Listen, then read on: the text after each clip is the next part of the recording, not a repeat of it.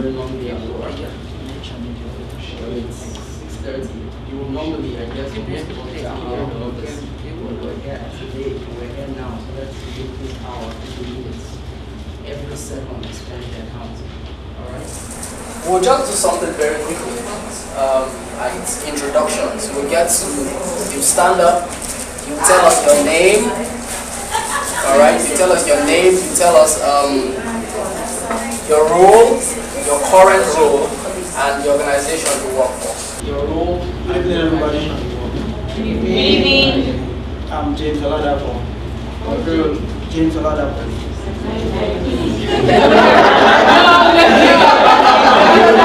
Good evening, everyone. I'm Vera Manze, talent acquisition manager. I'm still on my head. Talent acquisition manager from Hrbp of Nigeria PLC. Nice to meet you. Good evening, everyone. My name is Abimbola Shokoju, HR Business Partner for Lagos and Maintain at Excel Nigeria. So the Hrbp Meet Up, essentially, like this was just kind of explained, was really for us to provide a platform. So we go for CIPM conferences, we go for SHRM conferences, some of us go for the CIP conferences, and you kind of like know people from afar and say hello to them. But except people who you work with or who are your friends, you never really kind of connect. And I feel like, to be honest with you, when I became an HR director, it was kind of lonely at the top, and I felt like, there's no deliberate attempt for us to ensure that tomorrow's HR leaders are building their network even now. And to be honest with you, a number of HR directors even today still have that challenge. Like, who can I really genuinely tell that I want to just pull out the finance director's hair? Or, I'm also disconnected. Who can I share with? We don't really, that platform doesn't really exist because you kind of like are all growing, and then you get to this point where, okay, I'm now here, but who is my party? Who can I really, who understands me? It's hard, and this kind of conversation you will not have with your spouse or just a friend, or it's hard. So for me, I'm saying at the end of the day, what are the challenges that we will have in the future? How can we mitigate that gap? That's why we're here.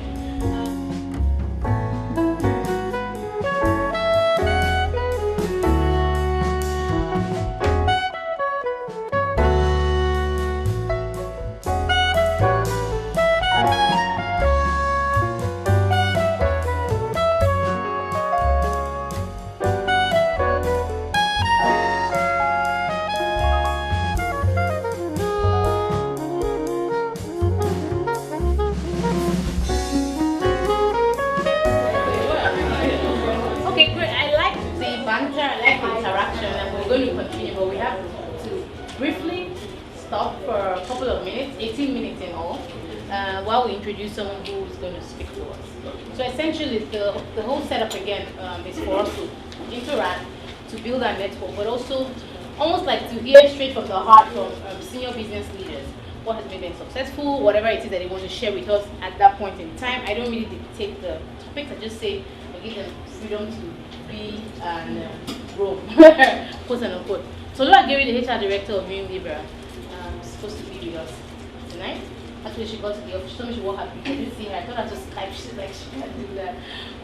But she's not feeling well. She had to, she was asked to go home. And then Kelechi, I'm sorry. Imagine that. I just forgot her last name. Olawe. I thought that. Olawe is representing her today. So please join me in welcoming her to speak to us for the next 18 minutes. And so what I'm going to speak about today is being a business partner in a VUCA world. Does anyone know what VUCA means? VUCA. VUCA. V-U-C-A. It's an acronym. VUCA. Okay? No unique person. Anybody else? Anyone else? Nobody knows what VUCA is. Okay. We know, but we need to use another word. It's down. It's VUCA. Now, what is a VUCA? What does VUCA mean? We are saying.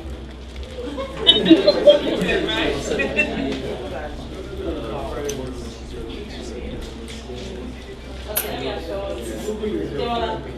Okay, it means volatile, uncertain, competitive, You can't blame me.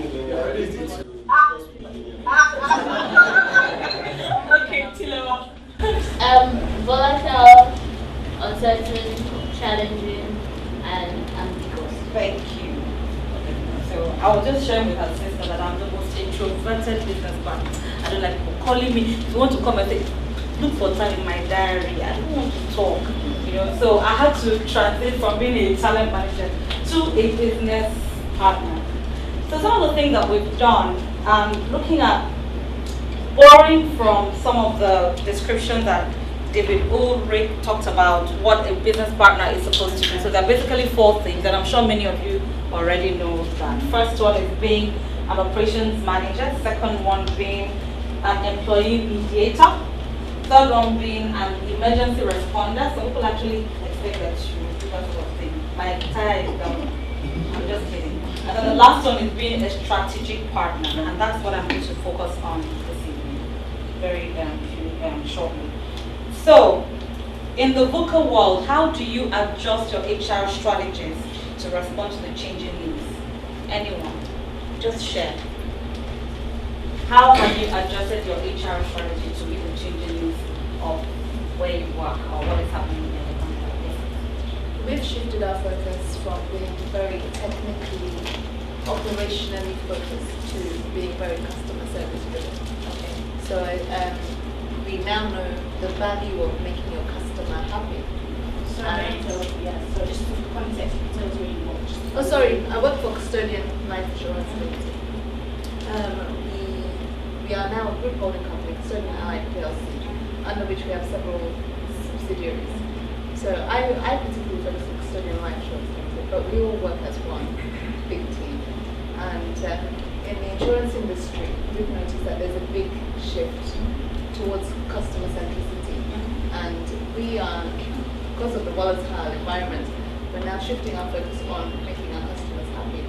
The technical side of it is still there, but we're investing more in that part of it because we feel that's where the future is. So how has your HR strategy been able to contribute that? So we now need to ensure that we understand our business a lot more better than we did before. We need to be business partners in terms of supporting and creating an innovative workforce and people who can think outside the box and people who can be leaders in their own right within their role. Because everyone, no matter how small your role is, has a role in that customer-centric strategy that we hope to achieve. And so in order for us to do that, we are now looking at redrafting KPIs, we're looking at going through the nitty-gritty of basic employee services and trying to work our way from the bottom up to achieve results. So what we have tried to do really as an organization is to focus on the strategic part of our role as HR business partners.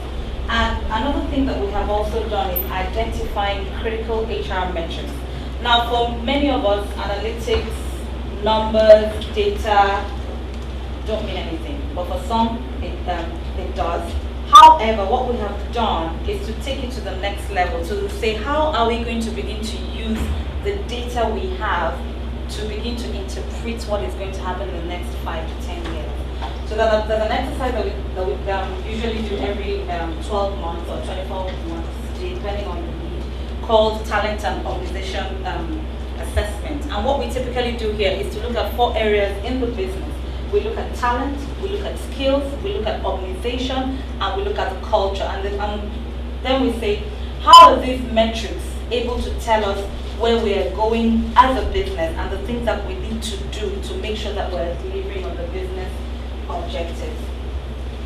Then, another thing that we started to do also is identifying talent issues before they affect the business. So as a business, as an HRBP, one of the things that we are supposed to do is to make sure that we are so ingrained in our functions and we're able to understand what is happening with our people. So when we sit at the strategic table with the leaders, of the functions, we're able to say this is what we need to do with people. So HR, being a partner in HR, you're not there to take orders from your vice president, from whoever. You're there to sit on the table to say that decision that you want to make, these are the people implications, you have your facts, you have your data, and you literally lobby and move the decision making towards that direction. So that's what you're supposed to do, and that's what we currently do in Unilever. The other thing that I wanted to talk about was also prioritizing across HR needs. How many of us have had our pots of money cut down this year? Started last year for us. Okay, so how do you determine what is important, and how do you use what you have to still get the same results? That's the challenge we're all facing. And the truth is, it's not just about learning anymore. One of the things that we have found out is putting people in a classroom, hardly. Some people learn like that, but most people don't learn like that. How do you use the money that you have for capacity building to make sure that your people are building the skills that they need to deliver on the jobs? I just wanted to, I was going to ask you a question, or maybe Kelechi may not be able to help us, but I'm throwing it open in case there are, suggestions in the house of how indigenous companies, the Nigerian banks, for instance, can achieve the realities of global best practice, flex work. We do have succession planning, but we are also wondering, can some of these things actually work here? You're talking about, we have a talent pool, and then business partner. I'm a business partner for South. I'm supporting the South Bank. Now, the man has his business, he has his target, he has what he's going for, and he comes and he tells me, Ify, I want this particular individual. This person will give me the bottom line, and which is what the bank is asking him to do. He wants me to bend on some indices, on some other matrix, and I'm saying, no, I can't bend. My own challenges are a bit different, because if it's in terms of strategy and all, I know we meet where we meet. Yeah. I work for 7 Energy, yeah? So my challenges are a bit different. So talking of strategy for me personally, because I didn't come here as a business partner. I came here to get some learning from business partners and all. So I've done quite a lot of strategy work as well. And I'm like, how can I deliver value to these people if they're not getting my language? But talking about what Ify said, I would say, I don't know, maybe move that work to a compliance team.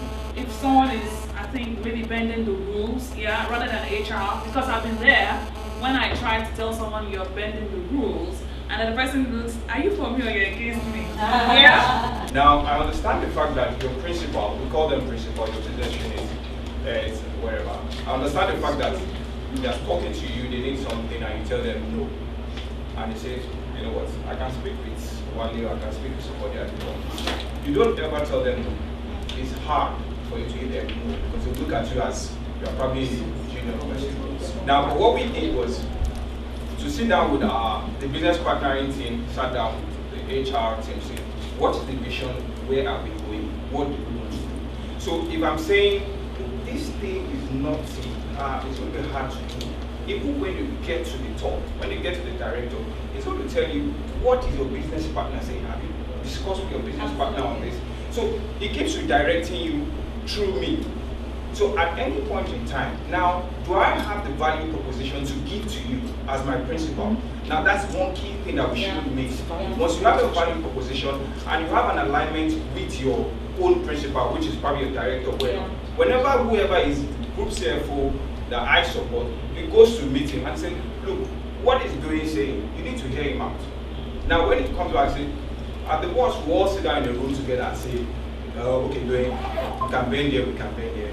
Campaign here, Jack, okay, you know what, this is standard. And that's how you get in it. So at first, your business partnering function or the HR function was have an idea of this is who we are and this is how we are structured, this is what we allow and this is what we won't allow. And nobody has dual opinion. Okay. So everybody keeps directing. Okay. I think the challenge with HR, when you're talking to executives, and especially the kind of people you're talking about, is that executives really are driven by numbers, which is we need to deliver on the number. So when an HR person comes in, it sounds very soft. Compared to when your sales guy, your marketing guy comes in, it sounds very good. So if your sales guy comes in and says he wants someone, and it doesn't fit in the structure, but he says, this is what I need to deliver my numbers, they are more likely to listen to him. So for HR people, what they always need to do is always have data. They need to have success stories, even in other industries, and data to say, you know what, if I do this, this is the impact on our bottom line, or this is the impact on our top line, and this is data showing me. Or you're able to say a story in another industry that has happened along those lines. If you're able to communicate that, then what you're going to find out is that you're going to start getting executive buy-in into all your decisions. But if you're just coming from the theoretical aspect of it, right, most CEOs, especially in Nigeria, engineer CEOs, do not really buy into HR, right? They see HR as an administrative function, not a strategic role, right? So once you come in with anything that sounds strategic, it's difficult for them to put their hands on it, because as they listen to you, the marketing or the sales guy is going to come back in and say, okay, this madam will not let us meet our numbers. And you have directors that are putting pressure on you, you have loans that are coming in, and the guy is telling you it's HR's fault, right? So the only way you're going to listen to HR, then be able to communicate that to the marketing and the sales guys to say, you know what, I have a story to tell you about what happened in Unilever and how they turned it around. And then the guy buys into it. But without numbers, without stories, it's just what she's talking about. We always go on, and it's always going to be difficult to convince people. So let me give you an example based on what you just said. If you're a commercial business partner and you're in charge of sales, you have no business doing such things. Okay? So anytime you have a resignation, you're losing money in the region where you are. Every time, you're counting it by the day. So you shouldn't be waiting for someone to tell you recruit, or you should have somebody waiting to fill in that pipeline very quickly. These are the kinds of things they want to see. When I want to promote people, and I just did that, this spreadsheet, I gave my business partner a spreadsheet. This is the amount of money to cost us. This is how it is hitting our people costs, our overhead costs. This is how much we're tracking on overhead costs. That's the kind of thing they want to see. So not willing to promote people, they want to go. They're not happy. He wants to see how is it hitting my number. They're doing it quarter by quarter, half year by half year. That's what he wants to see. So when you present data like that, we have signatures that are very quick. Sign, and that's how it happens. But you need to come at it from, you understand the way his mind works, you understand his numbers, you understand the implications when he doesn't deliver, and you're telling him, I'm standing by your side, I'm going to make sure that you deliver on those numbers from an HR perspective. So that's how it is. Over the next couple of weeks and months until we have our next session. We're going to have hello. Hi. We're going to have a quarter 3 session sometime July or August. We'll let you guys know. But we thank you again for your time. More importantly, you want to do something with this. You just don't want to have to sit here for 2 hours and then afterwards, okay, I didn't meet anybody, I didn't connect with anybody. Find out if you have to, like someone has shared with us, find out what's happening in other industries. Many people here today, ask questions. Besides also just, have you read anything? Have you heard anything about statutory requirements? Again, you connected with people who are in different industries. Hopefully today, just make use of the connection. What I'm saying, and build it, just so that when you then become the CHRO, you're not sitting alone and wondering who am I going to call when I have a challenge. All right, it was nice meeting you all. For those who have just met for the first time, thank you so much. Thank you.